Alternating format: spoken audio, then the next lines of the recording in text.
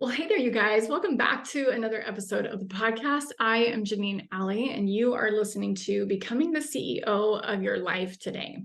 We are talking about how to hire a coach, and I'm going to get into all of the fun, amazing details about how to do that in just a second. I just want to make sure that you are in the right place. This podcast is specifically for women who want to rise above the mundane. They want to get out of the weeds and the details of their lives, so they can reignite their passion for life and make an impact. So if that's you, you're totally in the right place. So what I wanted to talk to you about today on the podcast is how to hire a coach and how to know if they are going to be a good investment for you, if they're going to be worth your investment and your time. So the coaching industry has really exploded over the last 10 years, I would say, specifically since COVID.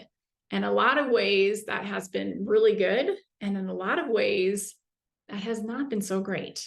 So if you've been around for the last 5 or 10 years and have been in the coaching space in any way, shape, or form, maybe you've listened to podcasts, or maybe you've invested in a course or a coach, you may have been burned by someone who had no business coaching. They did not deliver on their services, and it has really given coaching a bad name. I feel like a Bon Jovi song coming on right now. So anyway, this is not in your head for sure. I feel like there are some bad coaches out there, and you legitimately have had a bad experience. People who don't deliver, people who don't show up, they have had no training. They don't know how to coach people at all. That, in my mind, would not be a very good experience. And I understand those are my thoughts about it. And yet I wouldn't want to be treated that way, and I wouldn't want one of my clients to be treated that way either. So like I said, this has made people really skeptical, maybe a little leery about getting coached. And I can totally relate to this. I started paying for coaching and courses in 2015, and I've spent over $100,000 in the industry. And I feel like I know way more than I did when I got started. I know what to look for in a coach. And I also know what works for me really well as far as what I look for when I hire a coach. And of course, I am a coach, so you want to take what I say with a grain of salt. But if you have been burned by a coach, you're definitely not alone. And unfortunately, this has probably left a really bad taste in your mouth. However, try really hard not to stereotype the industry as being something that you want to stay away from, because there are some amazing coaches out there. I'm working with a few of them myself, and I have friends that are really, really great coaches. So you want to find somebody that you like. And the way that you do this is you want to practice just consuming their content, whether it's their free podcast or whether it's a download or maybe a low ticket course that they're selling from their website or something. That is probably where I would start, is to see what kind of stuff that they put out there for free. Another way to find a really good coach, and this is I'm kind of speaking on a 30,000 foot view. We're going to get a little bit more into the details in just a second, but I would look for somebody who comes highly recommended by someone else. This is how I found my business coach currently, is because she came highly recommended from someone else. Or you want to look for someone who has done something that you currently want to do. So for example, if you want to lose weight, you want to find someone who has lost weight and you want to learn from them. For me, I would never take a business course. This is kind of along the same lines of what I just said, from somebody who doesn't have a business, right? Just like you wouldn't take a weight loss course from somebody who hasn't ever lost weight. Now, you want to be careful, because I am not somebody who has lost a ton of weight in my life, although I would never coach someone to lose 100 pounds. But I have definitely overcome my struggles with emotional eating. So you want to kind of listen to how they approach things. I used to do a lot of coaching around, and I still do, around health and food and those kinds of things, because that's where my background is. But if you're somebody who has 50 pounds or more to lose, I would look for somebody who is in that arena, who has also lost 50 pounds or more, and sign up to work with them. But that's not the only thing. That's not the only criteria that you want to check for. So another thing is you kind of want to look to see where they're at in the process. Just because they've built a business doesn't necessarily mean they're going to be the perfect coach for you, because they might not be where you are currently in your business. So if you have already reached a certain financial benchmark, let's say you've made $500,000 in your business and you want to scale to 7 figures, you would want to be looking for somebody who does that. If you are working with somebody who just talks about it and hasn't actually done that in their life, they're just copying somebody else's process. To grow your business and to scale to different milestones or different benchmarks, it takes a different process. And so you want to be looking for somebody who has actually done the process that you want to do for the next step towards that goal. Otherwise, they're not going to know how to troubleshoot, or they're not going to know the mindset or practical strategies in order to help you to get there. Okay, one thing to know though about life coaching in general is there isn't an industry standard. Okay, so for example, I'm a yoga teacher and we have Yoga Alliance in the United States that helps to standardize the yoga teacher training experience for people. So if people have had a certain exposure to the practice, then they would be somebody who Yoga Alliance can back and say, yeah, they're ready to teach for your studio or for your gym or whatever. And medical professionals, of course, like doctors and nurses, also have an industry standard that they need to reach, right? They have certain tests that they have to take. They have to be board certified in certain things in order to practice and be legal to do the things that they do in the business. However, there are some other industries that don't necessarily have to be licensed in order to do the things that they do. So yoga teachers, I know that I just told you there is an industry standard, but you don't even have to go through yoga teacher training in order to teach yoga. Right? It's not the same kind of thing as like a doctor having the education and the training and passing the tests and all those things for yoga teachers. Same with hairdressers and same for life coaches. I think sometimes people think that life coaching is very similar to therapy, but we actually don't have tests that we have to pass in order to stay legal to continue to practice in the United States. However, I do have to say, because I am certified through the Life Coach School, there is a test that I have to take and criteria that I have to meet in my business in order to stay a member of that community. But there isn't a standard. So I want you to know that before you hire just any coach. You want to be checking out and finding out, okay, where did this person get trained? What does that school look like? And I am biased. I think the Life Coach School is the best school. It's one of the reasons why I got certified through that school. I joined Self-Coaching Scholars, which is their membership program. Back when Meryl was coming home from Turkey, I knew I needed help at that transition. And so I joined the program because every single week you could get a one-on-one session with one of their coaches. And I thought, okay, well, I was kind of thinking maybe 50% of the coaches were going to be okay. But I was blown away. Every single coach that I got was so helpful and so professional and so good at coaching. And I knew that I wasn't currently coaching like that. I was a certified health coach at the time, but I was trying to help people do similar things. And I'm like, yeah, I don't coach like that. And I want to be able to coach like that. And so I became certified through the school because I knew that I was going to get top-notch training from the Life Coach School. Okay. So another thing here is you have to understand that programs are run by imperfect people.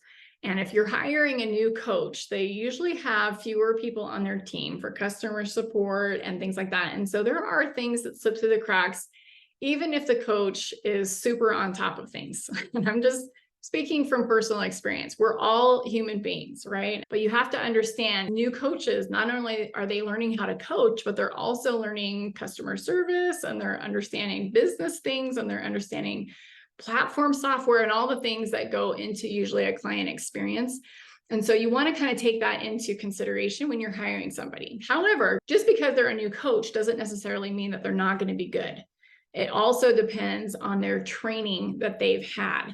But when coaches are newer and they're just building their business, you usually have a little bit more access to the coach because they don't have as many pieces to juggle as in a practice that's been built up to a certain level. For the most part, I would say that they are kind of experimenting with pricing, and they're usually a little less money to hire a newer coach than it would be, of course, a well-seasoned coach. Older coaches, however, are going to have certain systems in place to make the customer experience a little bit easier for you. So there's going to be less glitching, there's going to be less issues with tech, those kinds of things, but you're going to have less access to them. So I know, for example, that Tony Robbins and Dean Graziosi, I know a few years ago had a mastermind that they charged $250,000 to be a part of. I know a few of the entrepreneurs who were there just because they posted about it on the social media, but only a few people can afford something like that, right? So you're paying for their expertise and you're paying for the opportunity to be close to them and to learn from them. So here are a few things that you want to know before you hire a coach. Whatever the program is, whatever you are hoping to invest in, whatever outcome that you want, you have to understand that you've got to do the work. In order to create a transformational experience for you, that has to come from within you. So you can have the best program in the world, but if you're not showing up or doing the work, you're not going to end up getting any results from that. So you have to take ownership for that as well. You can invest in a course and have it sit there on your shelf, and you can be really sad about that, but that's not the coach's fault, right? So you also want to be aware of people promising really big results in a really short period of time. I get this all the time because Facebook and Instagram have pegged me as a business owner. So I get pitched a lot from people who have ads running for courses or for coaching or whatever. And a lot of these folks talk about a big outcome or a big success in a really short period of time. And every single time I get an ad like that, I completely ignore it because I know that there are no overnight successes. Transformation takes time. Okay. So if you're hoping for that, I wouldn't invest in coaching because nobody can deliver that to you. You have to understand that it just takes patience and it takes failing and it takes trying things out and it takes showing up in order to get what it is that you want. So if you have gotten into a bad program, like I said, sometimes it's them, sometimes it's you. And not just because you didn't show up to do the work. Sometimes you may have picked a program that you might not have been ready for. So for example, if you jumped into a program to scale a business where you don't have a course or a scalable item, then you're not going to be able to scale your business because you have nothing to scale. Does that make sense? I mean, even if you've been coaching, if you don't have something that you can repeatedly sell in an automated way, you cannot scale that item. Another example would be you may have jumped into a course that's requiring some work for you to do during the week. I mean, your coach might want you to be spending 5 to 10 hours a week on their program or in their mastermind or whatever it is. And if you don't have that kind of time, then it wouldn't be a good fit for you, whether you're working or you have little kids at home or whatever, your schedule's a little bit more unpredictable. But if you do have the time, then that might be a good fit for you. One of the things that I love to do before I have people sign on, and this currently is the way that I sell anything in my business, is I get on a call with people because I don't want people to buy something that they're going to regret buying because they're not a good fit. I can tell immediately, almost within 5 minutes or something from talking to someone, maybe that's not immediate, but really quickly, whether or not someone is going to be a good fit. So I want to talk to the people who are thinking about becoming a coach. I've actually had a few clients who have said, I just want to do what you do. I just want to be a coach. So the first thing that I would say is you want to focus on getting lots of experience first. My husband is a dentist, and before he applied for dental school, he had to do a few things where he was shadowing other dentists because they didn't want him to get into dental school and be like, what is happening here? This is not what I signed up for. All right. So you want to coach people. You want to do your best in trying to help someone out. If you're looking seriously into a program, I would hopefully hop on a sales call with somebody who's selling that specific coaching package to ask them questions about things. When I signed up for my yoga teacher training, I did this very thing. I got on the phone with Derek and I asked him about what his yoga teacher training was like and who it was a good fit for and who it was a good fit not for, if that makes sense. I don't think that came out quite right, but I hope that you understand what I'm saying. You want to make sure that you're clear on who it's for and who it's not for before you sign up, to make sure that you feel like, okay, this is a good fit for me. And I want to encourage you to coach people who are not family members or who are not best friends of yours, because these people are actually the hardest people to coach. So I would ask for references for other people. Also, this gives you an opportunity when you are coaching other people to know who you like to coach. I know exactly who I like to coach and what it is that I want to coach them on, but I didn't know that on day one. So you want to give yourself time to just really understand and kind of play around with that. And this is something that's always going to be evolving for sure. And you guys can see that in my journey as well, and where I started and what I'm doing right now. So one of the things I will say is, if you want to be a coach and you've had experience where you didn't like a coach that you invested in or a course that you invested in, learn from those experiences. This is something that I feel like has really helped me to create the experience that my clients have with me, is because I have learned from things I didn't like. And I have made sure that my customers don't have those same experiences working with me. Now, not to say that my programs are perfect, because I'm still a human being, right? But I have gone to great lengths to think about, okay, what is my customer's experience from day one? And how do they feel supported working with me? And how do I want to show up for them, and all of those things. So the last thing that I want to say here is, if you are a coach, be ethical in your business. How do you want to be treated in a program? You want to create that same experience for your customers. I like getting a lot of one-on-one time.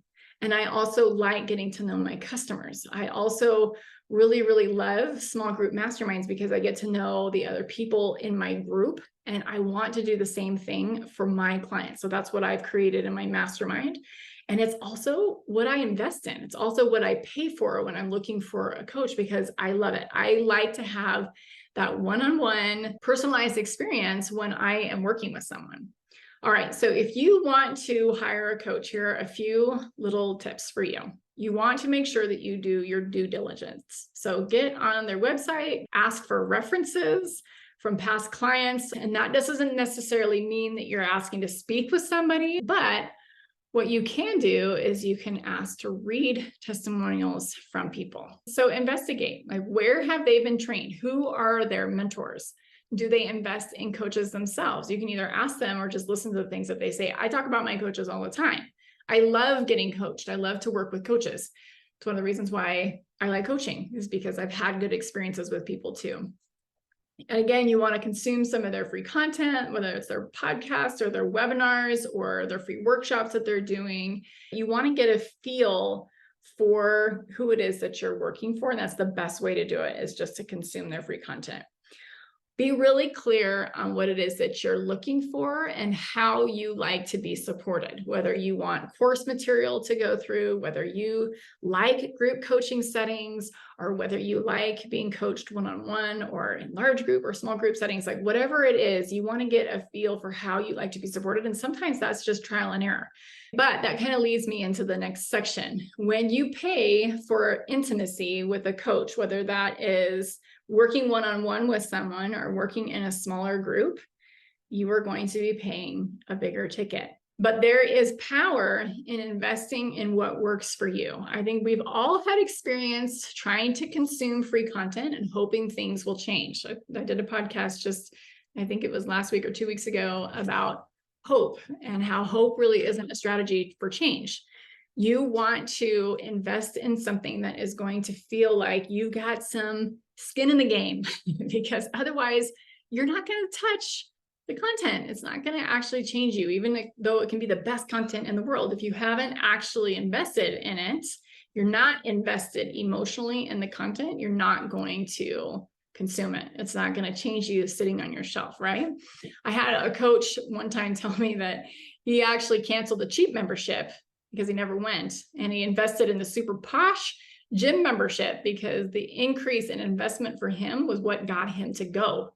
So sometimes that initial investment, a little bit more money into yourself, can be the thing that pushes you over the edge to take action. I know for me, just investing in the coach that I'm working with right now, the investment for me was part of the transformational process. In the first 4 weeks that I worked with her, I took so much massive action. I completely changed my business model and what it is that I was selling. I was selling something totally different from what I'm selling now. I shouldn't say totally different, but we changed a lot of the strategy and the structure of my business. And I wouldn't have been able to do that without making the investment, because that investment got me to show up. A lot of the things that she was asking me to do felt scary. So I'm like, no, I paid for this. This is what I want. I'm not going to let my brain talk me out of the thing that I want the most. Okay, what I want you to understand is when you're investing in coaching, you're paying for an outcome. Okay, you're paying for hopefully a transformational experience, something that is going to last through time. Okay, so it's not just like a 50-pound weight loss just for you to gain all the weight back. You're paying for the transformational experience. So you want to be aware of that. You also want to be working with somebody who understands what their value is and the value that they're providing for you, and they take that very seriously. Okay, and that can be delivered in a lot of different ways. It can be delivered in the course material. It can be delivered in a group setting that they provide for you, whether that's large or small, a one-on-one coaching session with you. There's a lot of different ways that this can be delivered. So you want to be kind of paying attention to what is it that I am getting from this experience, and how is it in alignment with the investment that I'm making. So in my mastermind group, for example, I offer those clients the mastermind, which is a small group. And then I also have opportunities to work with me in between our group coaching sessions. So they get one-on-one support with that group to get them to where they want to go. And that allows them to get coaching on things that they don't want to bring up in the group, or allows us to go really deep on their thing for 45 minutes when we're together. So yes, you're paying for the outcome. You're also paying for someone's expertise and experience that they're going to share with you during that time that you have together. I am currently working with a business coach, Laura, that I've mentioned a couple of times already on the podcast, who has done over $43 million in sales. And I'm working with her because she knows how to sell stuff.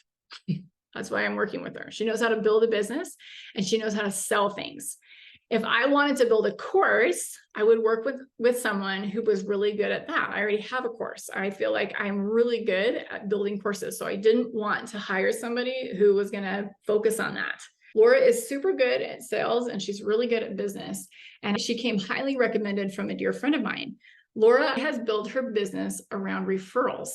When people love working with her, they tell their friends, hey, you got to work with my coach. She's amazing. And she has just built her business that way. Working with a coach who's worked with a lot of people doesn't necessarily mean they're good at what they do. They might be better at sales. If they're good at selling a lot of things and they've sold a lot of things, they might be really good at sales, but they have poor client experience, they have poor customer care, or they don't know how to coach very well. And those are the things that I care more about than the volume of their business. And that is one of the things that's true about Laura's business. Like I said, she sold over $43 million of stuff, of coaching and business expertise in her life. Of course, she didn't start there, but that is where she's grown her business to. And it's all done through referrals, not bro marketing, but true referrals of people saying, hey, you've got to work with my coach. She's really, really good at what she does. I don't have a large business as far as like I've coached thousands of different people. I have spent thousands of hours coaching. And I actually like my business to be a little bit smaller and to work with relatively fewer people, because I really like the personal aspect that I get with my clients. I know what their kids' names are. I know where they live.